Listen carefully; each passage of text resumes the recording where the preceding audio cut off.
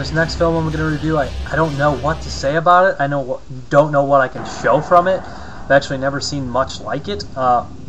It's by Bill Zebub, and you know, his film, his like crew or whatever, has a whole bunch of different films like this. I believe I saw the trailers, and they all looked very similar, but they had different plots, of course. But some of them looked very similar.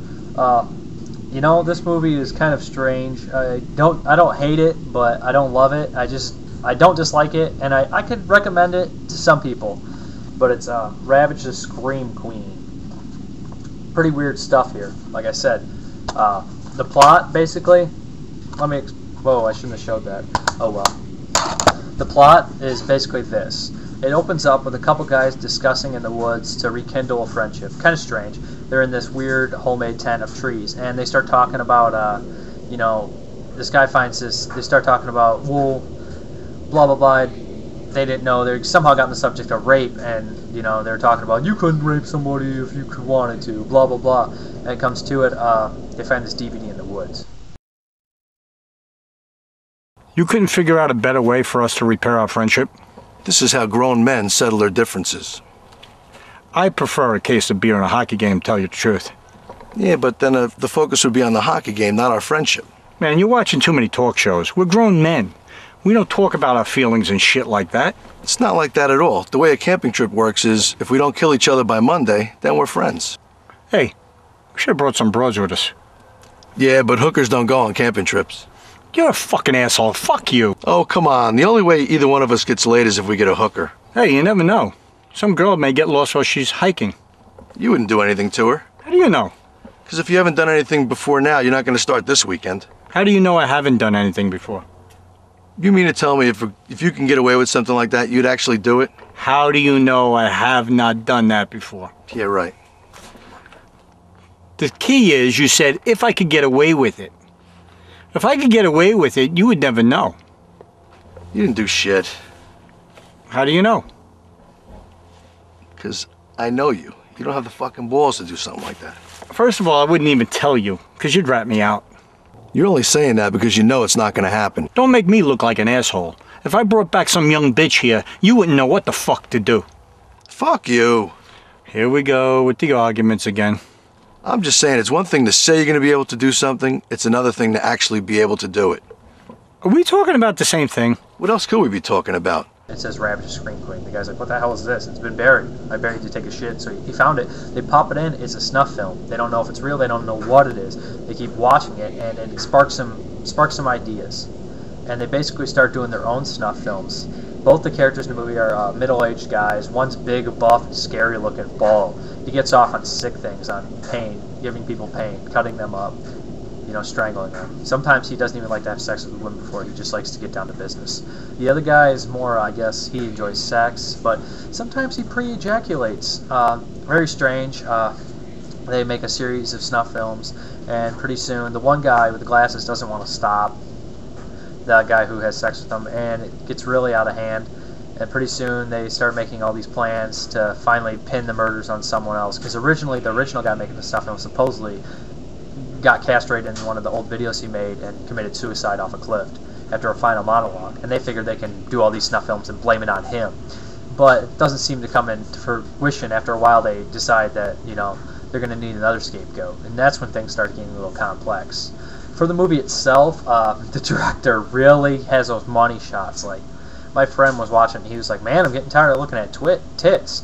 The guy who is having sex with all of them must have had carpal tunnel syndrome after squeezing all these boobs, because there's tons of boob squeezing, tons of close shots of snatch. It's just insane. There's a lot of nudity, and just the most nudity you can possibly think of. There's a lot of bondage, a lot of tit squeezing. If I said mention tit squeezing, because there's tons of this. I mean, the movie gets really repetitive, the music's kind of repetitive and redundant, but I mean, they're just like, it's basically fake snuff, and it's a very strange movie. The ending I actually did enjoy. I think the one big mean guy is actually a pretty decent actor, and he's pretty scary.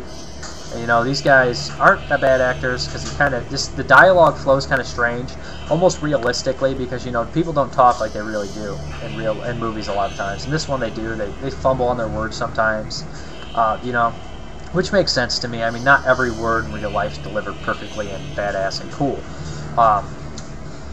Decent characters, lots of nudity. It's a little bit disturbing, actually. At one point, the guy does some of his own cut-upping and cuts up one of the girls and leaves a torso there. It's pretty weird. He is just sick. I mean, at one point you don't think he enjoys it, and then the next point he's stabbing them and saying he's going to screw them while they're bleeding out.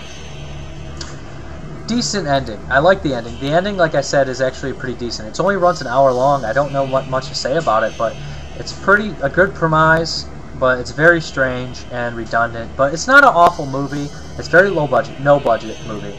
But, I mean, if this sounds like it's up your alley, a no-budget film like this, that's fake snuff, I mean, it's not as extreme as something like August Underground. The gore is not as extreme or anything like that.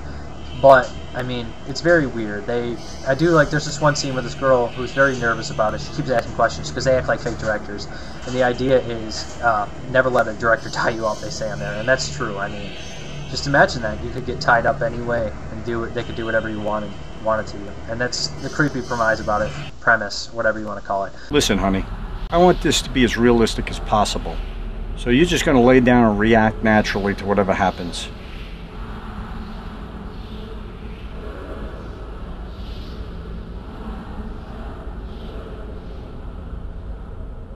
I'm just wondering why kidnappers would tie me to a table. It seems weird.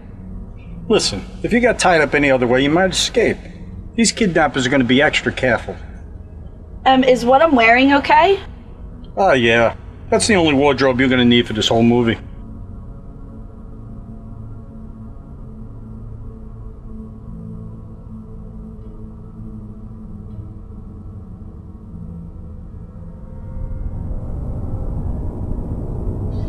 Look, I know we talked about this before, but I just wanted to remind you that nobody's going to be touching me. Fuck, don't worry about that. Okay, well, I just want to make sure that you tell the other actor, because, I mean, I've never been in a scene like this where I'm all tied up and I'm feeling kind of vulnerable right now. But anyways, it has a good idea. It's executed decently. On the budget it was made, it's alright. I mean, weird stuff. Kind of a strange movie. I'd really like to. I'm interested in seeing the director's other work. I know he has a movie out there called Jesus Christ Serial Rapist, and I think Frankenstein the Rapist, and Ass Monster, stuff like that. I don't know if he directed Ass Monster, but stuff like that. And this is one of those films. I mean, if it sounds like it's up your alley, I can't necessarily recommend it to everyone. Definitely not to everyone. It's not for everyone at all. But I mean, if you like really low budget films that involve rape and bondage and torture, and fake snuff, maybe check it out. I mean, it's weird. I'll show you some stuff, what I can. I can't show you much, but that's all I can do. Enjoy. Bye. Well, so do I fuck her and then kill her, or do I just kill her? Technically, you don't have to fuck her because the camera was just on her face. Well, if you don't mind, I'd like to go straight to the killing. I got some good ideas for carving her up. You can't carve her up. You have to strangle her. We get more money that way. More people are into strangulation than dismemberment. Okay. But you gotta let me carve up at least one. Maybe Thanksgiving.